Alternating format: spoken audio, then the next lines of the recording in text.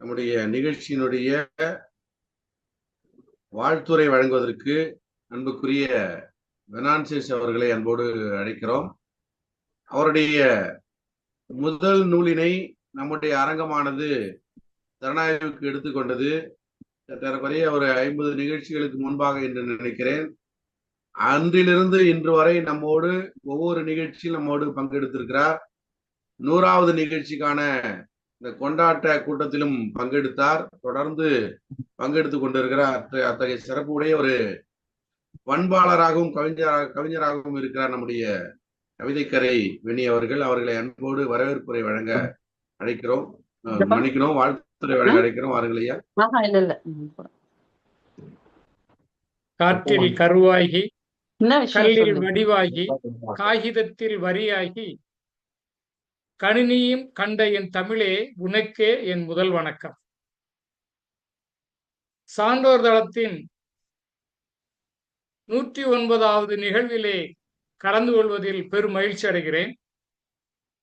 இந்நிகழ்வை சிறப்பிக்க இங்கே வந்திருக்கக்கூடிய தலைவர் இலக்கிய சிம்மம் பாபு சசிதரன் அவர்களே, வரவேற்புரை வழங்கிய பாவலர் மன்னர் அவர்களே, சான்றோர் தளத்தின் நிறுவனர் ஐயா அமிர்தம் பீட்டராசன் அவர்களே, இயக்குனர் பொறியியல் முனைவர் பாலமுருகன் அவர்களே,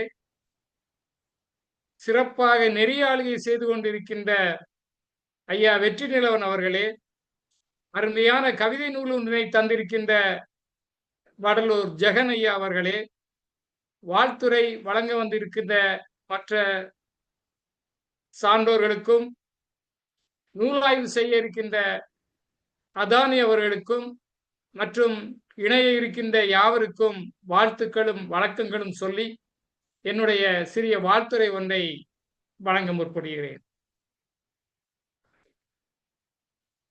முள் அதிகாரம் இந்த புத்தகத்தின் தலைப்பு. இந்த தலைப்பை பார்த்த உடனே எனக்குள் தோன்றியது, முட்களெல்லாம் கூடி அதிகாரம் செய்தால் என்ன ஆகும்? முட்களெல்லாம் கூடி அதிகாரம் செய்தால் கிழியுமோ? இல்லை, முட்களெல்லாம் கூடி அதிகாரம் செய்தால் பிரிவினைகள் எல்லாம் தைக்கப்படுமோ என்று எண்ணினேன். அதன் பின்னர் தான் இவருடைய முட்கள் அதிகாரம் வேறு கோணத்தில் நகர்கிறது, வேறு கோணத்தில் குத்தி கிழிக்கிறது என்பதை அறிந்து கொண்டேன். நானும் என்னுடைய கவிதை தொகுப்பிலே முள் என்று ஒரு கவிதை எழுதியிருந்தேன். பொதுவாக மலர்களைத்தான் எல்லாரும் பாடுவார்கள். மலர்களின் அதிகாரங்களையும் இனிமையான காரியங்களையும் தான் கவிதையாக பாடுவார்கள். நம்முடைய கவிஞர் எப்படி முள் அதிகாரம் என்று ஒரு கவிதை தொகுப்பினை வழங்கியிருக்கிறாரோ, அதுபோல நானும் முள் என்று ஒரு கவிதை எழுதியிருந்தேன். அதிலிருந்து ஒரு சில வரிகளை மட்டும் சொல்லிவிட்டு தொடர்கிறேன். காலில் தைத்தாலும் நீ முள், நெஞ்சில் தைத்தாலும் நீ முள், உடலில் வலித்தாலும் நீ முள், உயிரை வருத்தினாலும் நீ முள். முள் என்பது பெயர் சொல்லா, முள் என்பது வினை சொல்லா. முள் விளையும் பூமியில் முள்ளே அழகு, முள் தைத்த உடலுக்கு முள்ளே மருந்து. இது என்னுடைய கவிதையில் உள்ள ஒரு சில வரிகள். ஆனால் ஆசிரியர் இங்கே முள் அதிகாரம் என்று வைத்திருக்கிறார். அந்த அதிகாரத்திலே ஒரு அதிகாரமாக பார்க்கின்ற பொழுது, ஒவ்வொரு கவிதையாக பார்க்கின்ற பொழுது அவைகள் உண்மையாகவே முட்கள் தான்.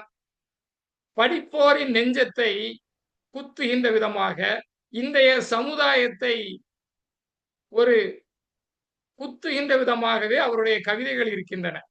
குறிப்பாக பட்டினி என்ற ஒரு கவிதையை தந்திருக்கிறார். மரணங்களை பிரதிபலிக்கும் பட்டியல்களை பட்டினி பட்டினி மதக்கோயில் சுவர்களில் மறக்காமல் எழுதுங்கள், வாசிக்க தெரிந்தவனிடம் அது ஒன்றும் பெரிதாக தெரிய போவதில்லை. இந்த கவிதையில என்ன இருக்கு அப்படின்றத பார்க்கும்போது, பட்டினி, மரணங்கள், அதை சொல்ல வரும்போது அவர் குறிப்பிட்ட அந்த வார்த்தை மத கோவில்கள். மத கோவில், கோவில் அப்படின்னா என்ன அப்படின்னா இறைவன் உறையும் இடம் கோவில். இப்ப அவர் வெறுமனே கோயில் போட்டிருக்கலாம். ஆனா அவர் அங்க போட்டது என்னன்னா மத கோயில் என்று போடும்பொழுது நான் உணர்ந்து கொண்டேன், அந்த கோயில் மதங்களுக்கானதை தவிர கடவுளுக்கானது இல்லை. சக மனிதன், நம்மை அடுத்து இருக்கின்ற மனிதன் பட்டினியால் வாடுகின்ற பொழுது அவனை புறந்தள்ளி எங்கோ தூரத்தில் இருக்கின்ற ஒரு மதத்தின் கோயிலுக்கு கொண்டு தன்னுடைய காணிக்கைகளை, பணத்தை கொட்டுகின்ற மனிதனை அவர் குத்துகின்ற கவிதை இது. மத கோயில்கள் அங்கே எழுதி வையுங்கள் பட்டினியால் சாகிறவர்களின் எண்ணிக்கையை. அப்பொழுதாவது அவர்கள் புரிந்து கொள்வார்களா என்றால் இல்லை, அவர்களுக்கு வாசிக்க தெரியாது. மதம் பிடித்தவனுக்கு வாசிக்க தெரியாது என்று அருமையாக இந்த கவிதையிலே அவர் சொல்ல விளைகின்றார். புத்தாண்டு புதுமை என்கிற ஒரு கவிதை, அதிலே அவர் ஆர்ப்பாட்டத்திற்கும் ஆரவாரத்திற்கும் குடிக்கும் கும்மாளத்திற்கும் இடையே பிறக்கும் புத்தாண்டை மறுநொடியே மௌனமாக்கி விடாதே. அரை நூற்றாண்டுக்கு முன் ஆண்டுகளின் நகர்வில் உராய்வு இல்லை அப்படின்னு அவர் எழுதுறார்.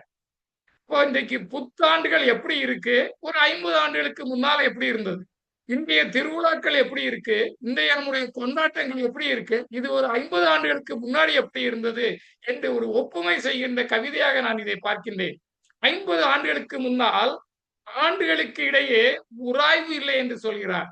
மதங்களுக்கு இடையே அன்றைக்கு உராய்வுகள் இல்லை. ஜாதிகள் இருந்தன, ஜாதிகளுக்கு இடையே உராய்வுகள் இல்லை. கொண்டாட்டங்கள் இருந்தன, அந்த கொண்டாட்டங்களுக்கு இடையே உராய்வுகள் இல்லை. இன்றைக்கு உராய்வுகள் முற்றி மோதலாக வந்து நிற்கின்றதை இவர் இங்கே குறிப்பிட்டிருக்கிறார். ஆக இந்த கவிதையும் சமூகத்தில் சிலரை குத்தத்தான் செய்கிறது. ஆக இதுவும் ஒரு முள்தான். ஆளுன்னு நினைக்கிறது ஆளுமை இல்லை, அது ஒரு போதை அப்படின்ற ஒரு கவிதை. ஆளணும் நினைக்கிறதெல்லாம் ஆளுமை கிடையாது. ஆளணும் அப்படின்னா அன்பினால் ஒருவரை ஆளலாம். ஆனால் ஆளணும் நினைக்கிறது அது ஒரு ஆளுமை இல்லை, அது ஒரு போதை குறித்து அவர் சொல்கிறார். இதுவும் ஒரு முள்தானே. இன்றைய வயல் தீர்ந்த சாராய பாட்டின்களால் நிரம்பி தளர்சாகிறது நாற்றங்கால்.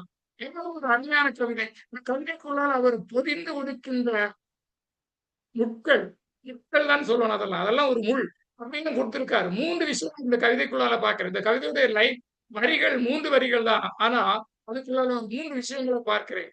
இன்றைய சமுதாயத்தின் இளைய தலைமுறை மதுவினால் சாய்ந்து கிடைக்கிறது, போதைக்கு அடிமையாகி சாய்ந்து கிடைக்கிறது.